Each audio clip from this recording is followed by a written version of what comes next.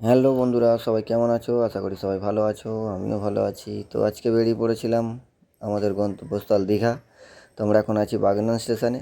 অনেকক্ষণ অপেক্ষার পর ফাইনালি কিন্তু আমাদের ট্রেন দিয়েছে। তো ট্রেন আজকে অনেকটাই লেট ছিল।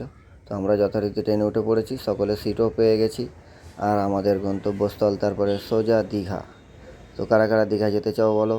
আর তারই মধ্যে ট্রেন কিন্তু ফাঁকা ছিল অনেকটাই। আর তারপরেই ট্রেনে উঠে পড়েছিল সেই ঘুগনি। তো ঘুগনি তো কম বেশি সকলেরই পছন্দ, তো সকলে মিলে নিয়ে নিলাম ঘুগনি। যেহেতু সকালে অনেকটা ভোরেই বেরিয়েছিলাম, টিফিন করা হয়েছিল না, তো সকলে মিলে একটু ঘুগনি নিয়ে নিলাম। তারপরে ট্রেন আস্তে আস্তে কিন্তু ভিড় হতে শুরু করেছে।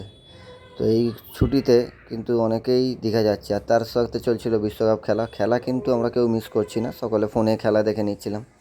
আর বলতে বলতেই কিন্তু একটা ফুচকু দেখে নাও, কি সুন্দর খেলা দেখাতে উঠেছিল, ক্যামেরার সামনে কিছুতেই আসতে চাইছিল না।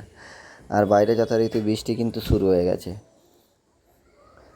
তারপরেই কিন্তু ট্রেনে আস্তে আস্তে দেখো প্রচুর ভিড় হয়ে গেছে। মানে ছুটি কাটাতে দীঘা কত মানুষ যে ছুটি কাটাতে যাচ্ছে সেটা বলে বোঝাতে পারবো না।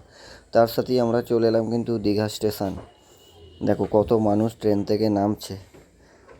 তো তারই সাথে আমরা চলে যাব আমাদের হোটেলের দিকে। আর এই দীঘা স্টেশন থেকে জগন্নাথের মন্দির কিন্তু অসাধারণ দেখতে। দীঘাতে কিন্তু তখনও প্রচুর বৃষ্টি হয়েছে। তো কাতারে কাতারে মানুষ কিন্তু দীঘা ভ্রমণের জন্য এসেছে। আর এখন দীঘার ভিউটা কিন্তু অসাধারণ ছিল। তো আমরা এখান থেকে সোজা চলে যাব আমাদের হোটেলের দিকে। যেহেতু আমাদের হোটেল বুক করা আগে থেকে ছিল না, তো আমরা সেই হোটেলে থাকি প্রায় সময় গিয়ে, তো সেই শ্রীরামকৃষ্ণ হোটেলে আমরা কিন্তু চলে এসেছি। তো ওইখানে ওদের যে সমস্ত নিয়ম আছে সেগুলো আমরা কমপ্লিট করব, তারপরেই আমরা কিন্তু চলে যাব আমাদের রুমে।